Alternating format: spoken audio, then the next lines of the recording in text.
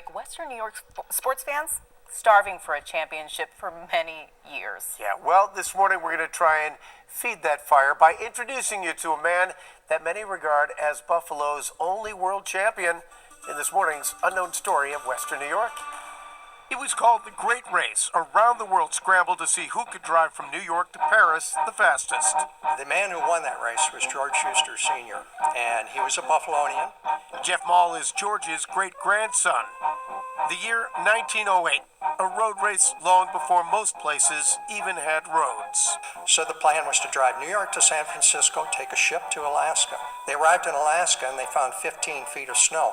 But that didn't stop George. No, he's a Buffalonian. He's of course a not. Buffalonian, and of course he can do it. But because of those conditions, race organizers instead shipped the cars across the Pacific to Japan, and the race rolled on from there. Little bit of a problem, though. When they arrived at the city gates of Paris, a gendarme stopped them at the gates, noting that they had broken a left front headlight. You see, 2 working headlamps were required to drive on the streets of Paris, and that's when a Parisian on a bicycle came to George's rescue, offering to let him use his bike headlight. They couldn't get it off without taking the lamp and the bicycle and damaging both, so they put the whole assembly onto the hood of the Thomas Flyer. The gendarme said, "Entree."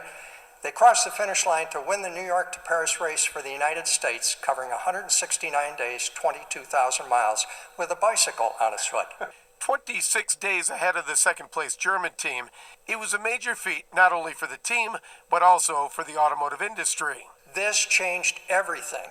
Before the race, automobiles were looked at as toys for the rich. The Thomas Flyer showed Americans the auto was a reliable form of transportation. Perfect timing for Henry Ford. October the 4th, 1908, they won the race on July the 30th. October 4th of that year, Henry Ford introduced the Model T. And after working at both Thomas and then Pierce Arrow, George decided to switch from fixing cars to selling them. He bought the Baptist Church in Springville, removed the steeple, and opened up a Dodge dealership. That dealership is now immortalized here at the Concord History Museum, along with the Great Race of 1908. In fact, one interactive display even features the voice of George himself.